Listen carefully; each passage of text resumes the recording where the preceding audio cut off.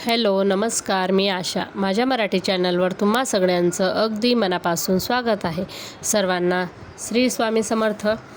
तर आपण आजच्या व्हिडिओमध्ये बघणार आहोत की आषाढ महिन्याचं आपल्या हिंदू धर्मामध्ये काय महत्त्व आहे आणि ह्या महिन्यामध्ये कोणते शुभ कार्य करायचे आणि कोणते शुभ कार्य करू नये, हे सर्व ह्या व्हिडिओमध्ये आपण बघणार आहोत. तर व्हिडिओला स्किप न करता बघा आणि व्हिडिओ आवडल्यास व्हिडिओला लाईक जरूर करा आणि कमेंटमध्ये जय माता दी लिहायला अजिबात विसरू नका. तर हिंदू कॅलेंडरनुसार आषाढ महिना हा चौथा महिना आहे. हिंदू धर्मामध्ये प्रत्येक महिन्याचे आपले एक वेगळेच महत्त्व आहे. आषाढ महिना आला की सगळीकडे आपल्याला हिरवळ दिसू लागते, म्हणजेच ह्या महिन्यात पावसाची सुरुवात असते. काही भागांमध्ये खूप जोरदार पाऊस असतो तर काही भागांमध्ये रिमझिम पाऊस असतो आणि ह्या पावसाच्या पाण्यात जणू संजीवनीच असते. सुकलेली झाडंसुद्धा सुकलेली झाडंसुद्धा ह्या महिन्यामध्ये हिरवी होतात. म्हणजे सगळीकडे आपल्याला हिरवळ दिसू लागते आणि सर्व झाडं वगैरे जमीन वगैरे, म्हणजे जिथं काही जमीन असतं तिथंसुद्धा हिरवगार गवत असं उगवून बाहेर येते. ह्या वर्षी म्हणजेच 2024मध्ये 5 जुलैला ज्येष्ठ महिना संपलेला आहे आणि 6 जुलै 2024पासून आषाढ महिन्याला सुरुवात झालेली आहे आणि हा आषाढ महिना 4 ऑगस्ट 2024ला संपणार आहे. आषाढ महिना हा खूप महत्त्वाचा आणि नवीन सणांच्या सुरुवातीचा महिना असतो. आषाढ महिन्यामध्ये देवशयनी आषाढी एकादशी आणि गुरुपौर्णिमा हे दोन्ही सण खूप महत्त्वाचे सण असतात. कारण वारकरी संप्रदाय जेवढ्या उत्साहाने देवशयनी आषाढी एकादशीचा उत्सव साजरा करतो, म्हणजे विठ्ठल दर्शनाची वारी करतो, तेवढ्याच उत्साहाने गुरुपौर्णिमासुद्धा साजरी केली जाते. माळकरी लोकांसाठी खूपच महत्त्वाचा महिना असतो, कारण माळकरी टाळकरी लोक ह्या उत्सवाची खूप आतुरतेने वाट बघतात. खूप सारे श्रद्धाळू वारकरी हे पंढरपूरला विठ्ठलाच्या दर्शनासाठी पायी वारी करतात. त्यांना ऊन असो, वारा असो, पाऊस असो, त्यांना कोणत्याही गोष्टीचं काही भान नसते. त्यांना खाण्यापिण्याची कुठलीच काही चिंता नसते. ते फक्त त्यांच्या ध्यानामध्ये फक्त एकच असतं का आपल्याला विठ्ठल दर्शन घ्यायचं आहे आणि माझा विठ्ठल मला दर्शन देईल. तो सर्व सांभाळून घेणारा एक विठ्ठलच आहे. हे एवढा म्हणजे विश्वास वारकरी संप्रदायामध्ये भरलेला असतो. महाराष्ट्रामध्ये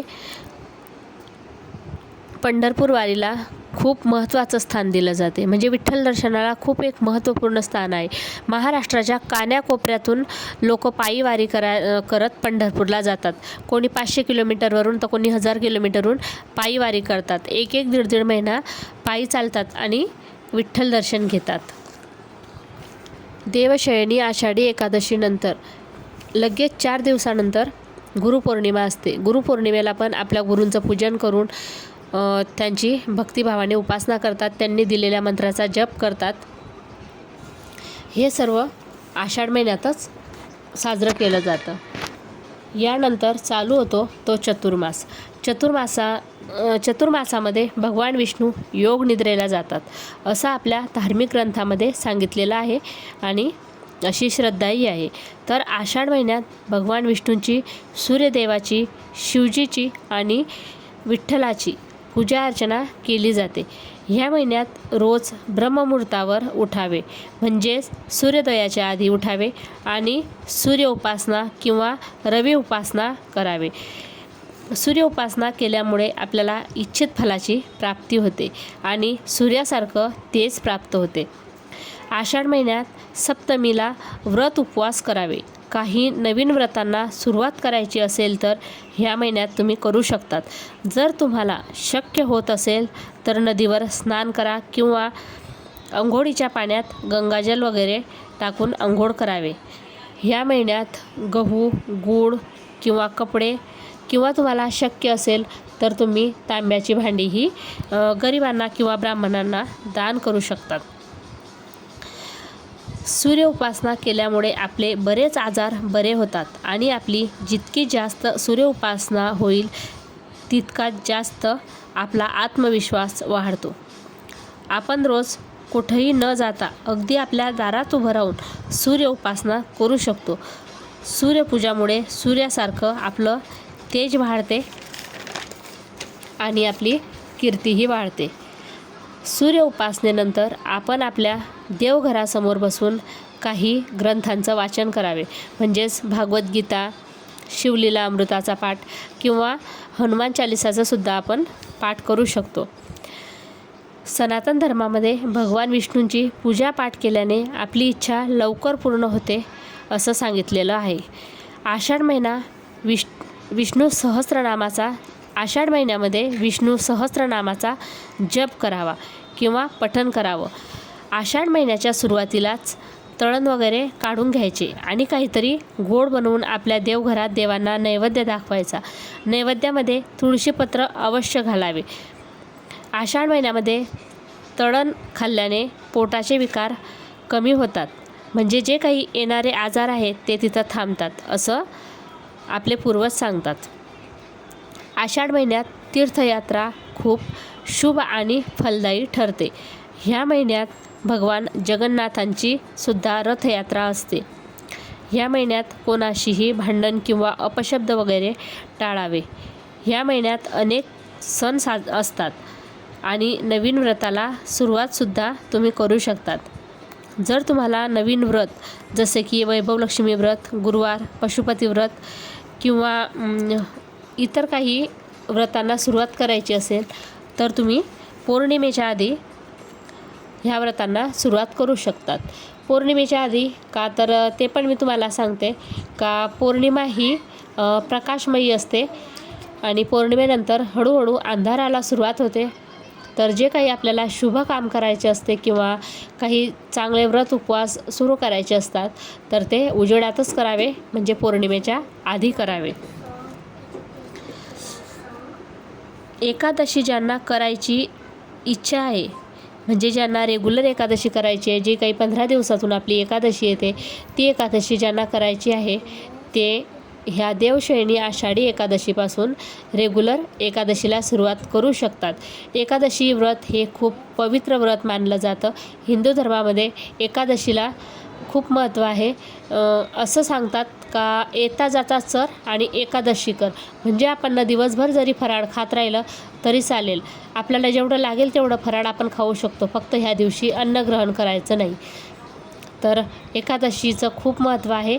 एकादशीच्या जे महात्म्य आहे त्याच्यावरती पण आपण एक नवीन व्हिडिओ घेऊन येणार.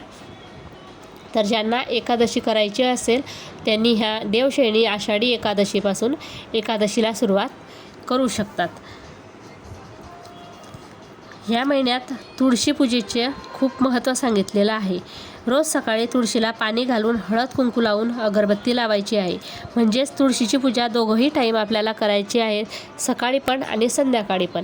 तर संध्याकाळी तुळशीला पाणी वगैरे घालायचे नसते कारण सूर्यास्तानंतर तुळशीला पाणी घालायचं नसते. तर आपण सकाळी तुळशीला पाणी घालायचं, हळद कुंकू लावायचे, रांगोळी घालायची तुळशीसमोर आणि अगरबत्ती वगैरे दाखवायची म्हणजे ओवाळायची. आणि संध्याकाळच्या वेळेस तुम्हाला जर म्हणजे तशी व्यवस्था असेल तर तुम्ही संध्याकाळी तुळशीजवळ दिवा अवश्य लावा. कारण काही ठिकाणी फ्लॅट सिस्टीम असते तर तिथं खूप हवा येते वरती. तर तुळशीजवळ दिवा अजिबात राहत नाही. तर तुमच्या जर का अंगणात तुळशी असेल आणि दिवा वगैरे व्यवस्थित राहत असेल, तेवत असेल तर तुम्ही तुळशीजवळ दिवा अवश्य लावा किंवा संध्याकाळी अगरबत्ती वगैरे लावून पूजा केली तरीही चालेल. एकादशीच्या दिवशी आणि रविवारी तुळशीला हात लावू नये आणि तुळशीला पाणीही घालायचं नाही. तुळशीची पाने तोडायची नाही किंवा त्या तुळशी पानांना खायचं नाही. कारण एकादशीला किंवा रविवारी तुळशीला हात लावणे हे नाही सांगितलेलं आहे. तर तुम्ही पण हे कटाक्षाने पाळा का रविवारी तुळशीला अजिबात हात लावायचा नाही आणि अंघोळीच्या आधीसुद्धा तुळशीला हात लावायचा नाही. अंघोळ झाल्यानंतरच तुळशीजवळ झाडपूस आणि रांगोळी वगैरे पूजापाठ जे करायचं आहे ते अंघोळीच्या नंतरच तुम्ही करू शकतात. तुळशी ही भगवान विष्णूंना खूप प्रिय आहे. जर आपण तुळशीची पूजापाठ नित्यनेमाने केली तर माता लक्ष्मी आपल्यावर आणि आपल्या कुटुंबावर प्रसन्न राहते आणि आपल्या घरामध्ये कधीही अन्नधान्याची पैशाची कमी भासत नाही. ती माता लक्ष्मी सदैव आपल्या घरामध्ये वास करते. ह्या महिन्यामध्ये केळीच्या झाडाचेही पूजन केले जाते. ज्यांच्याकडे शेती वगैरे आहे किंवा केळीची शेती ज्यांच्याकडे आहे त्यांनी आषाढ महिन्यामध्ये केळीच्या झाडाची पूजापाठ करायची आणि काहीतरी गोड नैवेद्य असा केळीच्या झाडाला दाखवायचा. तर कसा वाटला तुम्हाला आजचा व्हिडिओ कमेंटमध्ये नक्की सांगा. व्हिडिओला लाईक करा आणि ज्यांनी चॅनलला सबस्क्राईब केलं नसेल त्यांनी प्लीज लवकर चॅनलला सबस्क्राईब करा आणि साईडला जे घंटीचं बटन आहे त्याच्यावरही क्लिक करा, जेणेकरून की तुम्हाला येणारे प्रत्येक व्हिडिओ तुमच्यापर्यंत पोहोचतील. आणि अशाच नवनवीन व्हिडिओसाठी चॅनलवर कंटिन्यू राहा. धन्यवाद सर्वांना. श्री स्वामी समर्थ.